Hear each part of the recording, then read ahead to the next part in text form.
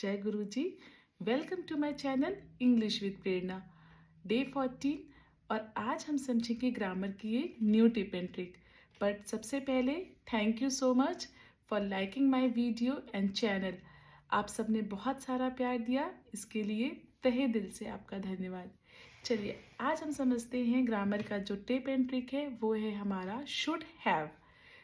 Should have का मतलब क्या होता है, कैसे यूज करना है शुड हैव, आज हम इस वीडियो में उसको ही समझेंगे। सबसे पहले समझते हैं शुड हैव का meaning. We use should have to talk about the things that were ideal in the past but which did not happen.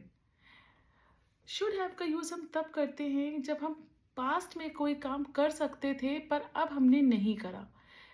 पहले पिछले टाइम पर जब हम पहले वो काम अगर कर लेते तो हमारे लिए आज अच्छा होता, बट किसी वजह से हमने वो काम नहीं करा और अब हम नहीं कर पा रहे हैं या नहीं कर सकते हैं। एक्चुअली जो शुड हैव का यूज है वो हमें एक्सप्रेस करता है हमारा रिग्रेट। जब हमें किसी चीज का पछतावा होता है तो हम किसी से भी बोलते हैं कि मुझे ऐसा काम पहले कर लेना चाहिए था, मुझे उसको बता देना चाहिए था। तो ये जो चाहिए था है ये है शुड हैव। जैसे मैं आपको कुछ एग्जांपल्स देती हूँ और मैं समझती हूँ कि आपको एग्जांपल से ज़्यादा समझ में आता है, फिर आप उसके बाद मेरे साथ कुछ ट्रांसलेशंस करिएगा। सबसे पहले आपको स्ट्रक्चर बताती हूँ। शुड हैव के यूज़ के लिए सबसे पहले आपको सब्जेक्ट यूज़ करना है, then should have plus ED form, verb की थर्ड फॉर्म, देन ऑब्जेक्ट। चलिए जैसे पहला सेंटेंस है, आपको मुझे पहले ही बता देना चाहिए था। You should have told me earlier. You subject है, should have चाहिए था, told मतलब टेल का थर्ड फॉर्म, टेल टोल्ड। तो हमें ईडी फॉर्म यूज करना है। मैंने आपको जैसे बताया है स्ट्रक्चर और ऊपर लिखा हुआ है subject plus should have plus ED form plus others. Subject है हमारा, तो आपको पहले ही बता देना चाहिए था। आपको जो है वो हमारा सब्जेक्ट है, इट मीन्स यू। देन आपके बाद उसके बाद आ जाएगा just should have. You should have, बताने की इंग्लिश होती है टेल, पर हमें यूज करना है उसकी ईडी फॉर्म मतलब थर्ड फॉर्म। तो हम यूज करेंगे टेल का told. We use told instead of tell, बताने को टोल्ड यूज करेंगे। यू शुड हैव टोल्ड, फिर अदर्स में टोल्ड मी, मुझे बता देना चाहिए था। You should have told me earlier, पहले का होता है earlier. Sentence completed, you should have told me earlier. दूसरा एग्जाम्पल समझते हैं। आप जानते हैं कि वो रेस्टोरेंट ऑलवेज बिजी रहता है, तो आपको रिजर्वेशंस कर लेने चाहिए थे, पहले ही बुक कर लेना चाहिए था। You know very well this restaurant is always busy. You should have made a reservation. आपको पता है कि ये हमेशा बिजी रहती है, ये जगह या हमेशा बुक रहती है। You know that this restaurant is always busy.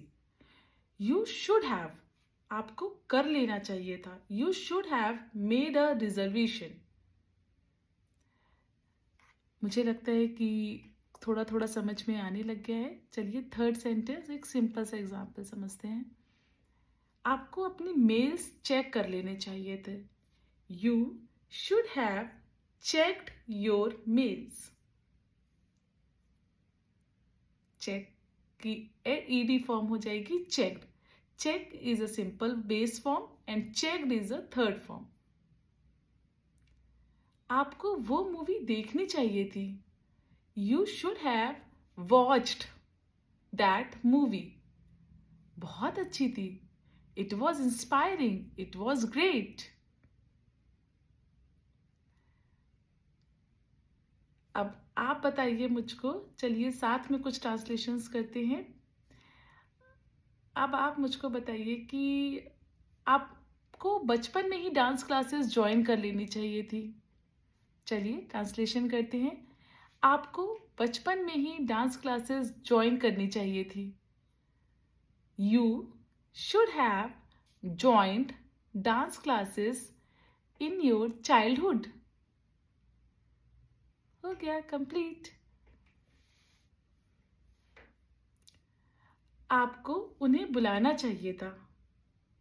You should have called them. मुझे नहीं सुनना चाहिए था. I should not have listened him. I should not have listened him. मुझे उनको नहीं सुनना चाहिए था. Should have और should not have यूज करते हैं जब हमें कोई निगेटिव सेंटेंस यूज करना होता है. Should have का मतलब चाहिए था. Should not have मीन्स नहीं चाहिए था, नहीं करना चाहिए था. आपको ज़्यादा मेहनत करनी चाहिए थी.